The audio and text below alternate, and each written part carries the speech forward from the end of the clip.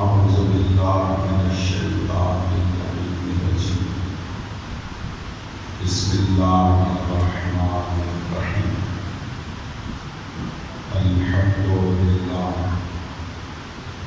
الحمد للہ الذی علا فی توحدہ ودنا فی تفکرہ وجلا فی سلطانہ وعظم فی خلقہ وقهر جميع الخلق بقدرته وبرهانه وأحاط بكل شيء علم وهو في مكانه مجيدا لم يزل محمودا لا يزال بارئ المسموعات قاعد الملعوبات جبار الأرضين والسماوات ولا اجتمعت عليه الخفيات ولم يخف عليه المفضولات قدوس سبوح رب الملائكة والروح ورب الجن والناس والصلاة والسلام والتحية والإكرام على النبي الأمي المكي المدني العربي القرشي الحاشمي الأبدعي المطلبي أبي القاسم محمد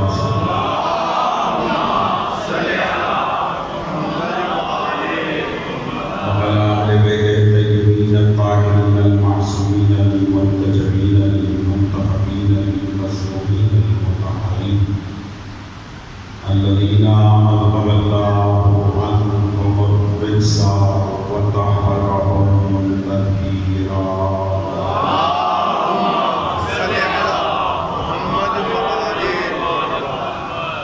لا سيما على إمام زماننا هذا روحي وأرواح المؤمنين لتراب مقدمه الفداء عجل الله تعالى فرجه وسهل الله تعالى مخرجه واللعنة الدائمة الأزلية على أعدائهم أجمعين. أما بعد فقد قال حق سبحانه وتعالى في محكم كتابه الكريم بسم الله الرحمن الرحيم وما أرسلنا من قبلك إلا رجالا نوحي إليهم فاسألوا أهل الذكر إن كنتم لا تعلمون. صلوات محمد.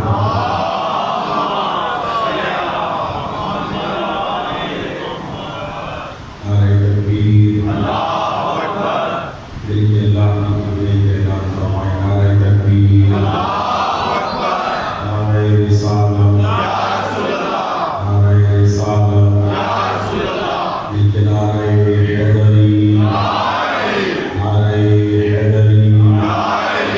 خاندان زہرا کی آواز بلند سبحان اللہ.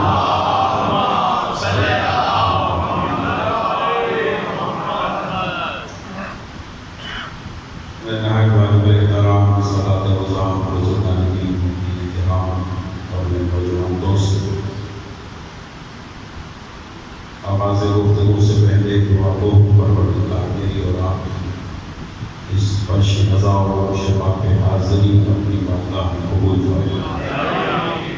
بہت سارے مریضوں نے میرے ذمہ دعائیں لگائی ہیں. پروردگار حق کی مریض کربلا زین العابدین علیہ السلام تمام مریضوں کو شفائی کاملہ عطا. بالخصوص حجت الاسلام والمسلمین قبلہ محمد اقبال اختر صاحب کی باریں پروردگار کو صحت کاملہ عطا. ایک مومنہ بچی ہیں آئی سی یو میں ہیں. پروردگار سے صحت کاملہ عطا. مومنین و مومنات میں سے ان کے متعلقین میں سے جو بیمار ہیں سب کو شفا عطا. جو بے اولاد ہیں انہیں صالح اولاد عطا. آپ جو بھی حاجات اور دعائیں لے کر اس فرش عذاب تشریف رکھتے ہیں پروردگار آپ سب کی حاجات اور دعاؤں کو قبول فرمائے. ضرور آمین کہیے گا. پروردگار اپنے لطف خاص سے اس عالمی وبا کورونا کا خاتمہ فرمائے. جو متاثرین ہیں انہیں شفا عطا فرمائے، پاکستان کی سالمیت کی حفاظت فرمائے، امام زمانہ کے ظہور میں تاجیل فرمائے، ان تمام دعاؤں کی قبولیت کے لیے بلند تر صلوات پڑھیں۔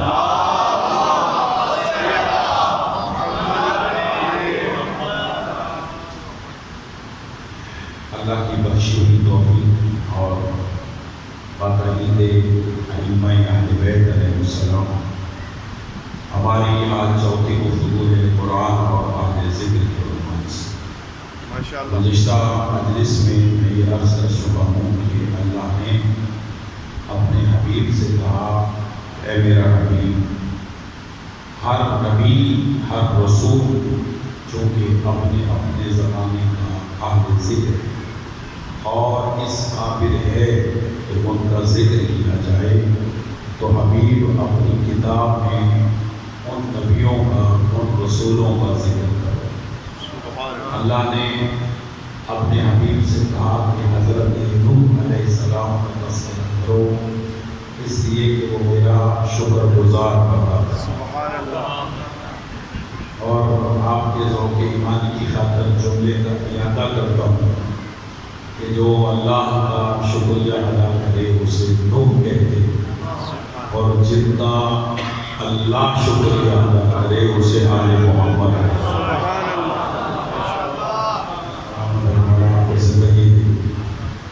دو تین دن سے حضرت نوح علیہ السلام پر ہی بات رکھی ہوئی، آج میں تھوڑا سا بات کو آگے بڑھاتا ہوں۔ ہر نبی ہر رسول چونکہ اپنے اپنے دور کا اپنے اپنے زمانے کا توجہ ہے یہ سلامت اہل ذکر ہے، اللہ نے ایک اور حکم بخشا اپنے رسول، فرمایا توجہ سے وَاذْكُرْ فِي الْكِتَابِ ابراہیم، اے میرا حبیب اپنی کتاب میں ابراہیم کا بھی ذکر کرو۔ تھوڑا سا جاگے، حضرت ابراہیم علیہ السلام اپنے دور کے اہل ذکر، اور اے حبیب وہ اس قابل ہیں کہ تم اپنی کتاب میں ان کا ذکر کرو۔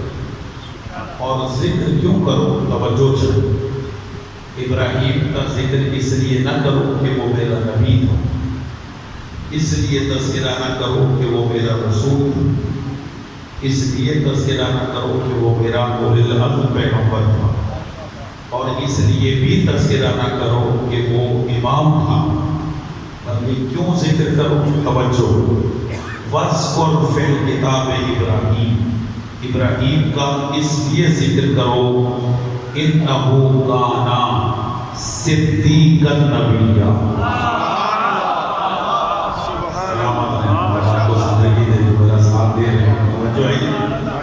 اس لیے ابراہیم کا ذکر کرو کہ وہ میرا صدیق نبی تھا، وہ میرا سچا نبی تھا۔ اور جو ہے یعنی دیکھیں صفت صداقت، توجہ سے، جس طرح حضرت نوح کی صفت شکر اللہ کو پسند تھی کہ اس لیے ذکر کرو کہ وہ میرا شکر گزار بندہ تھا، اس لیے اللہ نے فرمایا کہ ابراہیم کا بھی ذکر کرو، اور ابراہیم کا اس لیے تذکرہ کرو کہ اِنَّهُ كَانَ صِدِّيقًا، کہ ابراہیم میرا صدیق نبی تھا، یعنی صفت صداقت اللہ کو اس قدر پسند ہے کہ اللہ نے نبوت و رسالت کا ذکر نہیں کیا، صفت صداقت کا تذکرہ۔ صلوات پڑھے محمد۔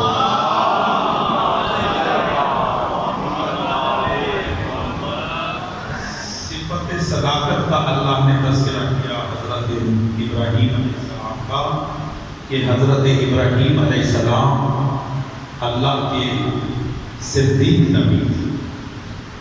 عزیزان محترم، پڑھ لکھے دوست تشریف فرمائیں، اللہ نے بہت سارے انبیاء کو قرآن مجید میں صدیق کہا، حضرت ابراہیم کو صدیق کہا، پھر اللہ نے حضرت ادریس علیہ السلام کو صدیق کہا، اور ان کے بھی ذکر کا اللہ نے رسول کو حکم دیا کہ وَاذْكُرْ فِي الْكِتَابِ إِدْرِيسَ إِنَّهُ كَانَ صِدِّيقًا نَبِيًّا، کہ اپنی کتاب میں ادریس بھی اللہ کے نبی، اپنی کتاب میں ادریس کا بھی ذکر کرو۔ کیوں؟ اس لیے کہ وہ بھی میرا صدیق نبی تھا۔ پھر اللہ نے حضرت یوسف علیہ السلام کو بھی صدیق کہا کہ یوسف ایھا الصدیق، کہ یوسف اللہ کا صدیق نبی تھا۔ توجہ ہے یہ صاحبان تشریف فرمائے ہیں، پڑھنے کے دوست تشریف فرمائے ہیں۔ عزیزان محترم، صدیق صرف سچے کو نہیں کہتے، عموماً ہمارے ہاں معروف ہے کہ جو سچا ہو اسے صدیق کہتے، لیکن میں لفظ صدیق کی تشریح کرنے سے پہلے آپ کی ذوق سماعت کی نظر ایک جملہ عطیہ کرتا ہوں کہ یہ صدیق جن کا میں ذکر کر رہا ہوں، یہ صدیق وہ نہیں ہے کہ جنہیں کارپوریشن کی پرچی پہ صدیق لکھا گیا۔ توجہ ہے نہیں؟ یہ صدیق وہ ہے کہ جنہیں اللہ نے قرآن میں صدیق لکھا۔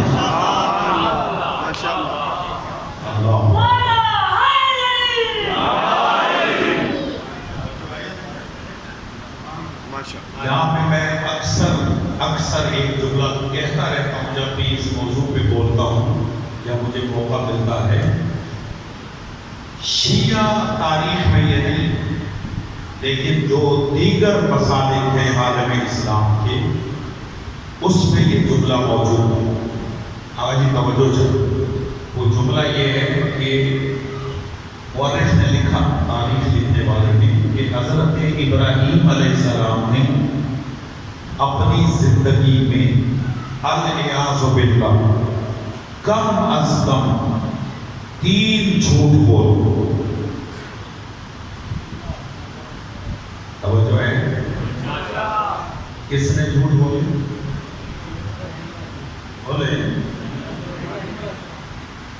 حضرت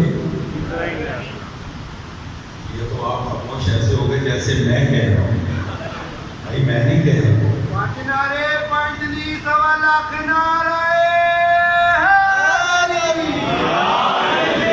یہ تاریخ میں، یہ عامہ تاریخ میں، خاصہ تاریخ میں نہیں، عامہ تاریخ میں ہے کہ ابراہیم نے الیاذ باللہ اپنی زندگی میں 3 جھوٹ بولے۔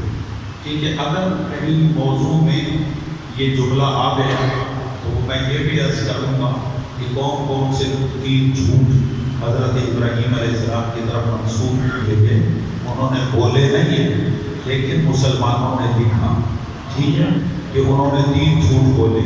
بھائی جان اب بے شک خاموش رہ کے جملہ سنیے گا، لیکن استدلال کرنا میرا حق ہے، وکالت کرنا میرا حق ہے، اور میں کہوں گا کہ اگر تمہارے نزدیک ایک جملہ میں کہوں گا اور ایک جملہ آپ سمجھیں گے، ممبر مجھے اجازت نہیں دیتا کہ میں ممبر سے ادا کروں، لیکن آپ حاذق سمجھدار لوگ ہیں، آپ سمجھ جائیں گے۔ جب مورخ نے لکھا کہ ابراہیم نے الیاذ باللہ زندگی میں 3 جھوٹ بولے، جبکہ خدا قرآن میں ابراہیم کو لکھ کے دے رہا ہے کہ ابراہیم میرا صدیق نبی تھا۔ میں جاگنا، میں نے جملہ دیکھنا ہے، ابراہیم میرا صدیق نبی تھا، تو اب عالم اسلام میرا مخاطب ہے کہ جب تمہارے نزدیک اللہ کا بنایا ہوا صدیق جھوٹ بول سکتا ہے، صلوات پڑھ لے محمد و آلہ محمد۔ اس سے بہتر درود ہدیہ کرے بارگاہ ہے۔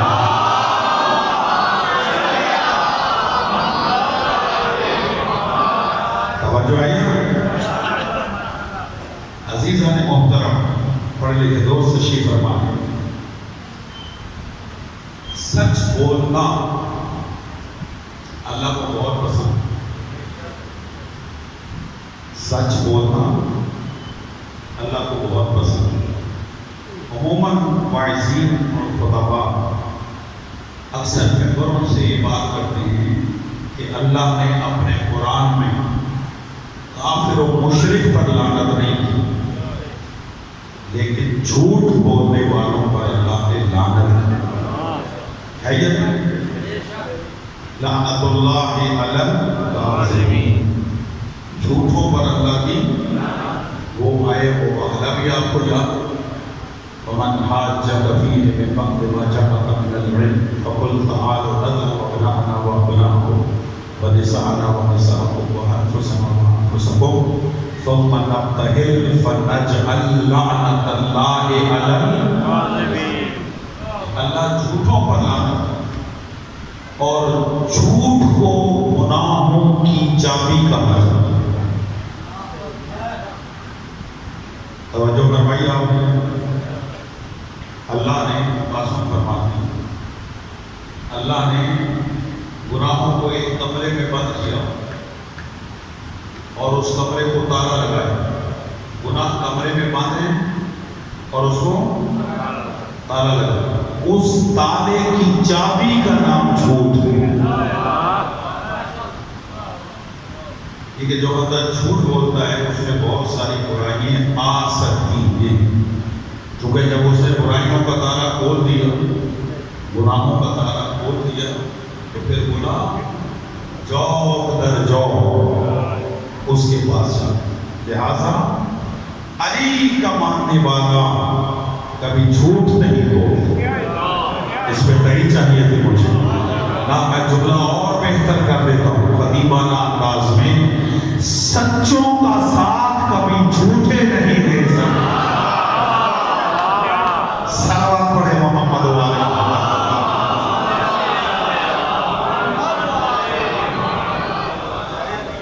ایھا الذین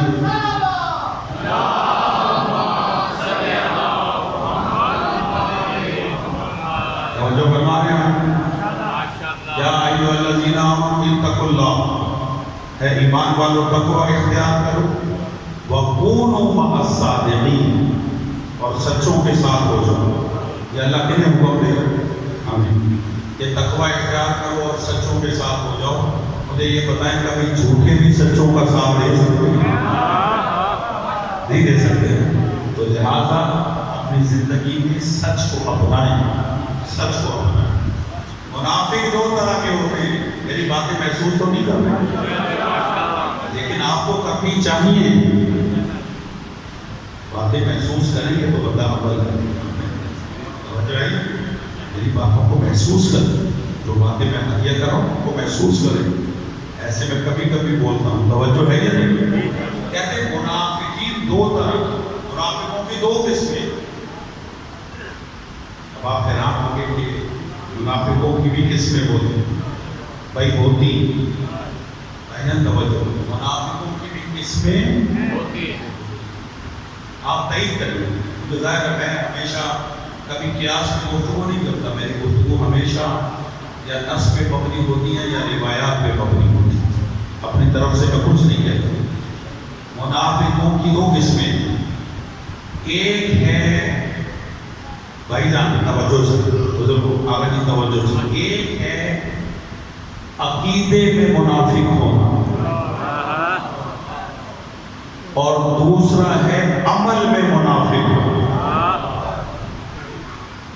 دو قسم، کچھ لوگ عقیدوں کے منافق اور کچھ لوگ بولے عمل کے۔ عقیدے کا منافق وہ ہے جو علی کو ولی نہیں مانتا۔ سلامت رہے والا زندگی کیا خیال ہے، اگر میں اس میں بولوں تو گھنٹہ اسی پہ گزر جائے گا۔ منافق اسے کہتے ہیں جو عقیدے کا منافق ہوتا ہے، اس کی پہچان کیا ہے، لیکن میں نے صرف ایک جملے میں بات کو ختم کر دیا کہ عقیدے کا منافق وہ ہے کہ جو علی کو ولی نہیں مانتا، جو علی کی ولایت کا قائل نہیں ہے، وہ عقیدوں کا منافق، ٹھیک ہے۔ اور کچھ ہیں عمل کے منافق، توجہ ہے، عقیدوں کے منافق نہیں، عمل کے منافق۔ اب میں میں اپنے پاس سے کچھ نہیں کہوں گا، وہ وعدہ کے مجھ میں فتوے لگنے شروع ہو جائیں۔ میں حدیث پڑھوں، رسول اللہ کا ارشاد، صادق رسول ختمی مرتبت احمد مصطفیٰ محمد مصطفیٰ صلی اللہ علیہ وسلم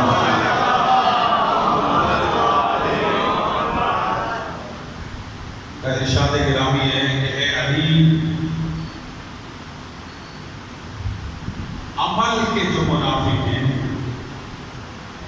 ان کی تین پہچان ہے، تین۔ میرے جملوں کو یاد رکھیے، کتنی پہچان ہے؟ دیکھیں عدد کیسا ہوتا ہے، توجہ ہے، تین پہچان۔ ایک تو عقیدے کا منافق ہے، وہ میں بات کو سمرائز کرتا ہوں، ٹھیک ہے بھائی جان۔ ایک ہے عمل کا، اور اس کی تین علامات ہیں، تین۔ پہلی علامت فرماتے ہیں اذا وعد اخلف، کہ جو وعدہ کر کے اس کے خلاف کرتا ہے وہ عمل کا منافق۔ اس پہ بولنا چاہیے تھا بھائی، آپ ایسی باتوں پہ بولیں گے تو خطیب ایسی باتیں کریں گے، ایسا ہی ہے، توجہ ہے، اور یہ بات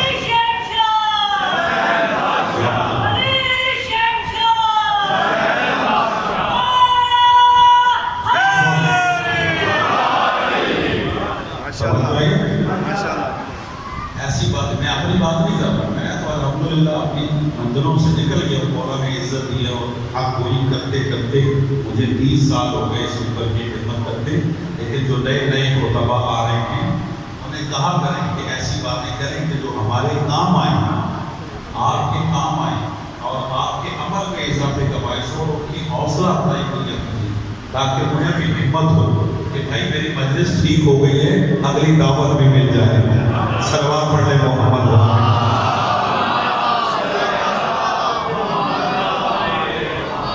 چونکہ اب مجلس کا معیار آہ اور واہ ہے، بس جتنی واہ واہ ہو، چاہے جیسے ہی جملوں پر ہو، بس مجلس کامیاب ہوگی، اور جتنا گریہ ہو، چاہے جیسی ہی روایتوں پر ہو، مجلس کامیاب ہو جاتی ہے۔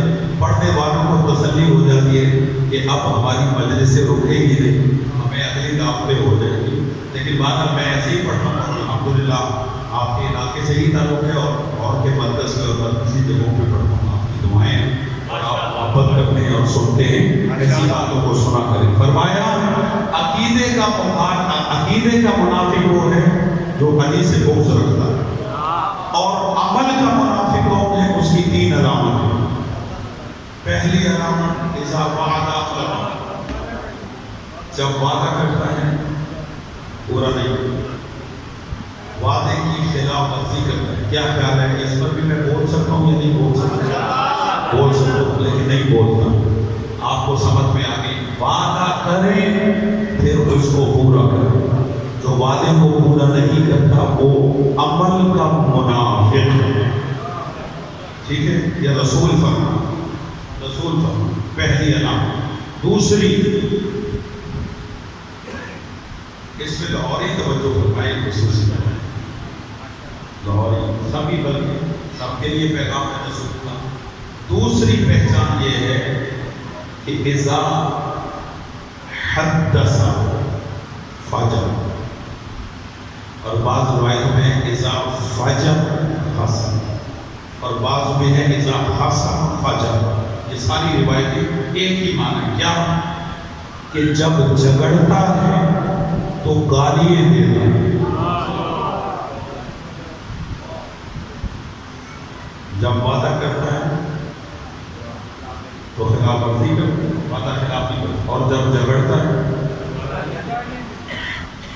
ہمارے ہاں تو عام جھگڑا نہ بھی ہو تو ایک دوسرے کو دوست گالی دے کے ہی بلاتے ہیں، ہے یا نہیں؟ خدا کی قسم، جو زبان ایک گالی دیتی، ایک گالی معصوم فرماتے 40 دن تک کے لیے اس کی زبان نجس ہو جاتی اور پھر اللہ اس کی 40 دن تک دعا قبول نہیں کرتا. ایک گالی دی اور اللہ ایک گالی کے بدلے میں اس کی قبر میں ایک بچھو پیدا کرتا. اللہ اور ہم خواہ مذاق بھی دور سے ایک دوسرے کو گالی دے گے. بابا گالی ہے، چاہے مذاق میں دیں، چاہے آپ سیریس انداز میں، آپ کے نام اعمال میں گالی لکھی جاتی ہے، چاہے آپ مذاق میں ہی کسی کو گالی کیوں نہ دیں. توجہ ہے تو یہ عمل کے منافق کی علامت ہے. کیا کہ جب جھگڑتا ہے تو گالی دے. کتنی نشانی ہوگی؟ وعدہ خلافی کرتا ہے، جھگڑتا ہے تو گالی دیتا ہے. اور تیسری نشانی اذا حدث کاذبا، کہ جب بولتا ہے تو جھوٹ بولتا. لہذا یہ برائیاں علی والوں میں نہیں ہونی چاہیے، اس لیے کہ ہم ان کے ماننے والے ہیں جو سچے ہیں، ہم ان کے ماننے والے ہیں جو وعدہ پورا کرتے ہیں، ہم ان کے ماننے والے ہیں کہ رزق جن سے دور. صلوات پڑھے محمد والا.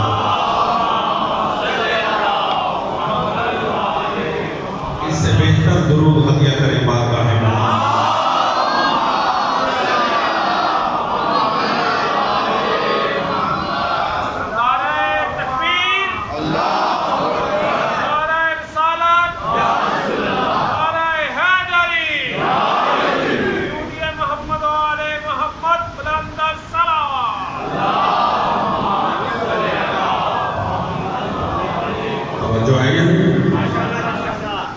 تو صداقت ایک اچھی صفت ہے، سچ بولنا، اور سچ بولنے والا اللہ کو پسند ہے، اور سچ بولنے والا آل محمد کو پسند ہے.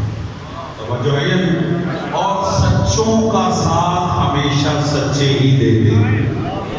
توجہ ہے یہ. آج سے آپ وعدہ کریں گے، سچ بولیں گے، وعدہ پورا کریں گے، اور کبھی گالیاں نہیں دیں گے کسی کو بھی، نہ اولاد کو، نہ والدین کو، نہ والدین اپنی اولاد کو، نہ دوست کو. اس لیے کہ یہ مومن کی علامت ہے. یہ مومن کی اس زبان پر شیطان بولتا ہے جو گالی دیتا ہے. توجہ ہے. تو بہت سارے جھگڑے، میں چونکہ آدھا کا نمائندہ بھی ہوں، تو بہت سارے جھگڑے، بہت سارے خاندان کے اختلافات، بہت سارے میاں بیوی کے اختلافات، اس کی بنیاد یہی گالی ہے. ایک گالی سے طلاق تک نوبت چلی جاتی. ایک گالی سے میرے پاس ایسے کیس آئے کہ ایک گالی سے نوبت طلاق تک چلی گئی. شوہر نے بیوی کو گالی دی، بیوی کبھی گالی سننے کی عادی نہیں تھی، ان کے گھر میں ایسا رواج ہی نہیں تھا، تو اس کو محسوس ہوا، تو طلاق تک نوبت چلی گئی. بہرحال یہ ایک بری صفت ہے، اور برائی کبھی آل محمد کے ماننے والوں کے پاس نہیں ہونی چاہیے. توجہ ہے. ہم سچوں کے ماننے والے ہیں. تو اللہ نے کہا کہ ابراہیم، توجہ ہے یا نہیں؟ جاگے گا. حضرت ابراہیم علیہ السلام کے بارے میں کہا کہ ابراہیم میرا صدیق نبی. ٹھیک ہے.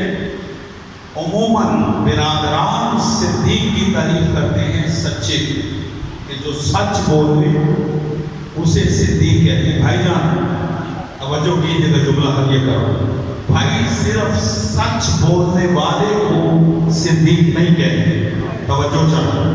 صرف سچ بولنے والے کو صدیق نہیں کہتے.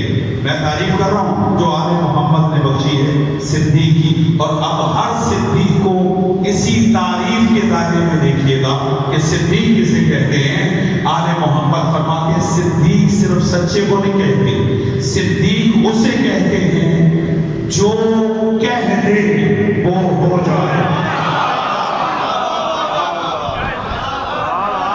سلامت رہے مولا آپ کو زندگی دے.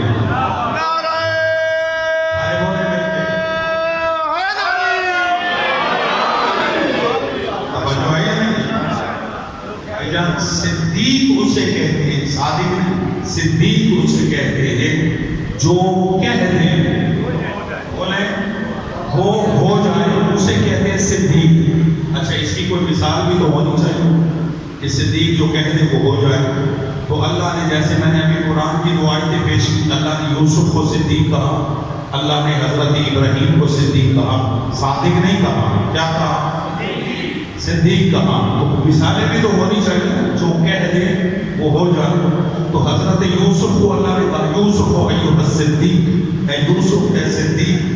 اچھا چلے میں یہ جملہ کہنے سے پہلے اور ہدیہ کرتا چلا جاؤں اور آپ کے ذوق ایمانی میں اضافہ ہوگا، لیکن لطف بولیں گے جن کی تعریف پہ نظر ہے۔ آپ کے علم ہے کہ جب یوسف کے بھائیوں نے یوسف کو کنویں میں ڈالا اور کنواں اس وقت خشک تھا، کم پانی تھا نیچے، اس میں حشرات الارض تھے، بچھو بھی تھے اور اس میں سانپ بھی تھے۔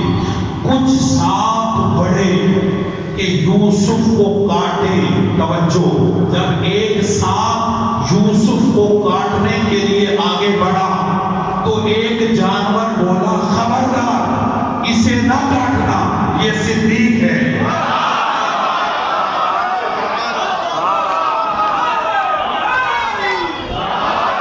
نہیں پتہ نہیں سارے میرے سے ساتھ دے سکے یا نہیں دے سکے۔ تو صدیق کی ایک نشانی یہ ہے کہ اسے کبھی سانپ نہیں کاٹتا، جسے سانپ کاٹ دے صلوات پڑھے محمد وآل محمد۔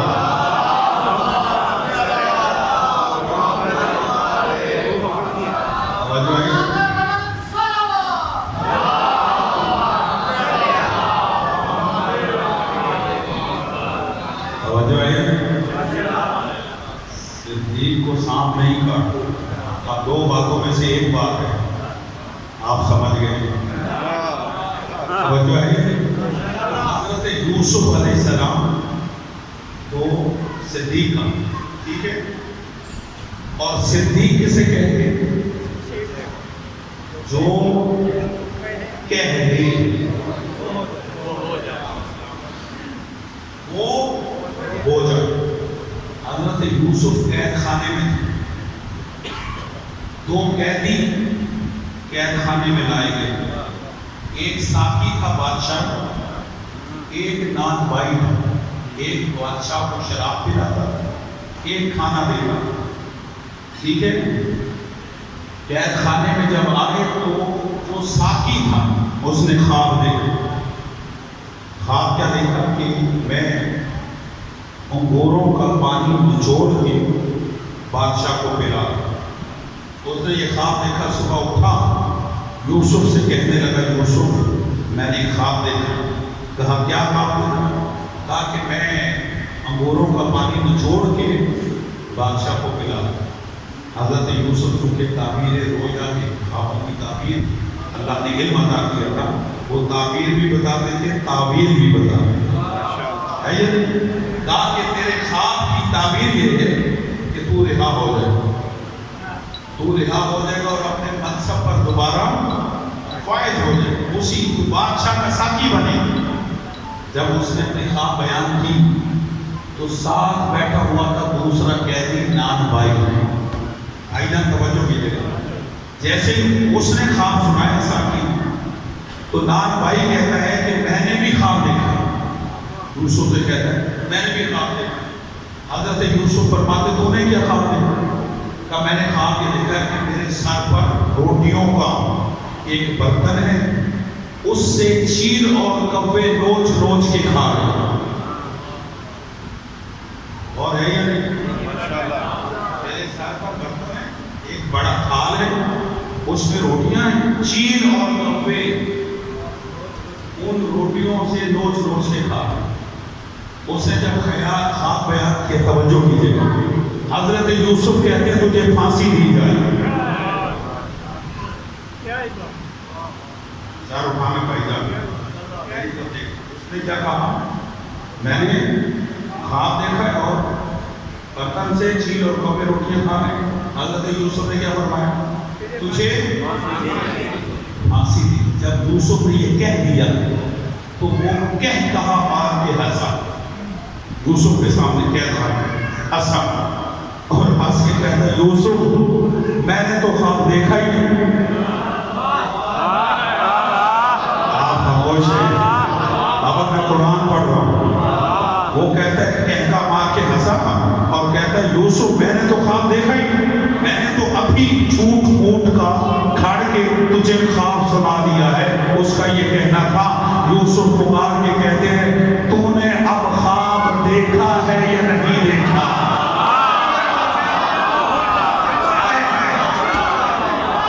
سلامت رہے زندگی دے مولا آپ کو. سلامت رہے. توجہ ہے یا نہیں ہے؟ کہتا ہے تو نے اب خواب. سلامت رہے بزرگوں. تم نے خواب دیکھا ہے یا نہیں دیکھا؟ اب تجھے پھانسی ہو کر رہے گی. کیوں؟ اس لیے صدیق نے کہہ دیا. توجہ ہے. سلامت رہے.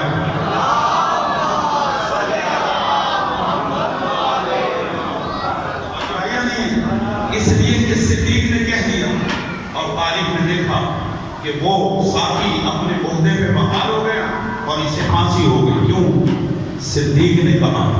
اور صدیق جو کہہ دے, صدیق کی تعریف یہ ہے جو کہہ دے وہ ہو جاتا ہے. یہ ایک صدیق. توجہ. دوسرے صدیق نے ابراہیم جو کہہ دے وہ ہو جاتا ہے. توجہ کیجئے گا. جب حضرت ابراہیم اپنے گھر سے حضرت اسماعیل کو لے کے چلے مینا میں ذبح کرنے, قربانی دینے, رسی اور چھری کو ساتھ لیا. ہاجرہ سامنے آئی. کہتی ہے ابراہیم کہاں جاتے ہو؟ کہا دوست کے ہاں.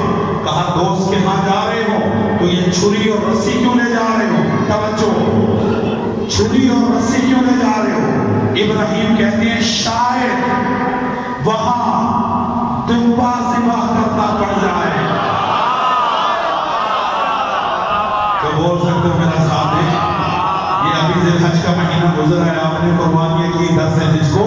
عزیزوں جب ابراہیم نے اسماعیل کو لے جایا ذبح کرنے کے لیے گلے پہ چھری رکھی, آپ بتائیے گا اللہ نے کون سا جانور بھیجا؟ توجہ ہے یا نہیں؟ جانور اور بھی بڑے حلال تھے لیکن اللہ نے دمبا ہی کیوں بھیجا؟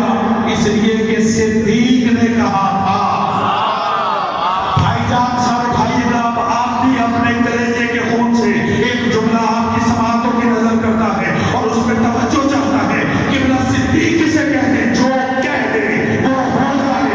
اب صدیق ہو یا صدیقہ تعریف ایک ہی ہے. صدیق ہو یا صدیقہ تعریف ایک ہی ہے. جو کہہ دے وہ ہو جائے. عید کی رات زہرا نے کہا تھا بچوں اطمینان رکھو تمہارے کپڑے درزی لے آئے.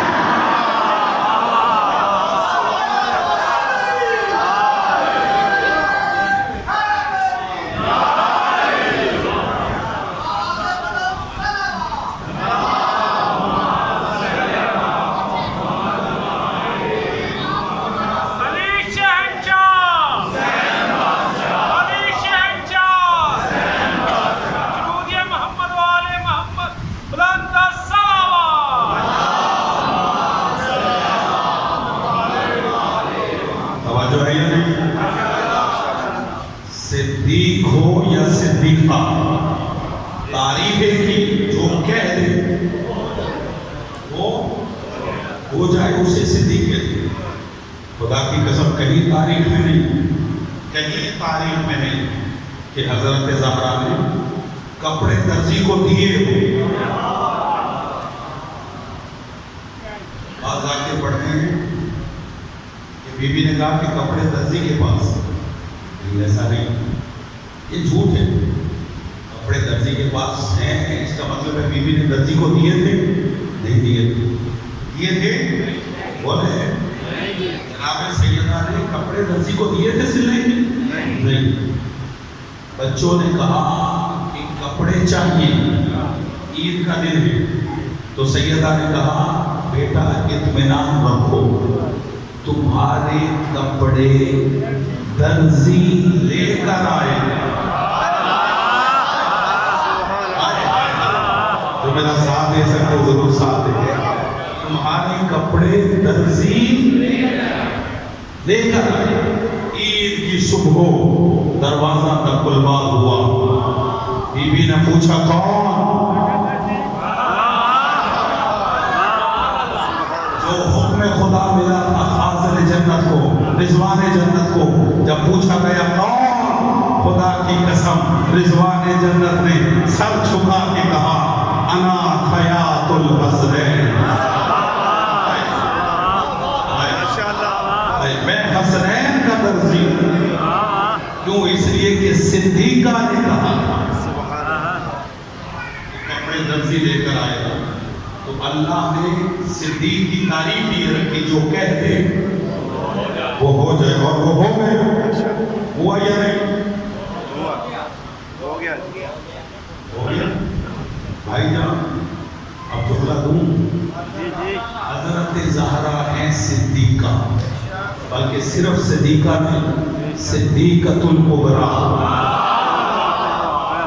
میں نے اب جملہ کہنا ہے جو نوجوان دوست ہیں ان کی میں توجہ چاہتا ہوں، میرا جملہ ضائع نہ جائے. صدیقۃ الکبریٰ ہے. کیوں؟ اس لیے کہ صرف صدیقہ مریم ہے اور فاطمہ فخر مریم.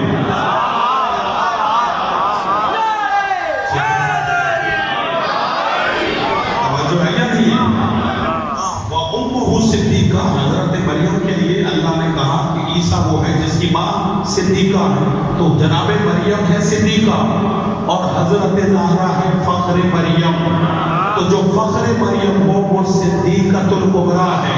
تو جب حضرت زہرا، سنیے گا جملہ ہدیہ کر رہا ہوں، جب حضرت زہرا سلام اللہ علیہا صدیقۃ الکبریٰ ہے تو پھر ماننا پڑے گا جو بھی اس صدیقۃ الکبریٰ کا کف ہوگا.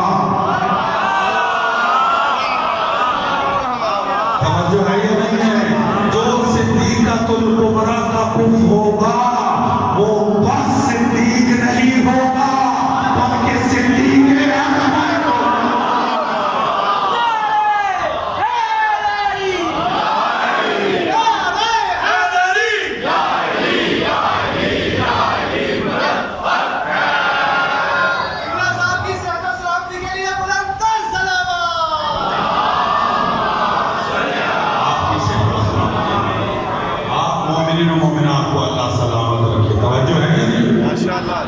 حضرت زہرا ہے صدیقۃ الکبریٰ تو پھر ماننا پڑے گا. دیکھیں ہر نبی صدیق ہے.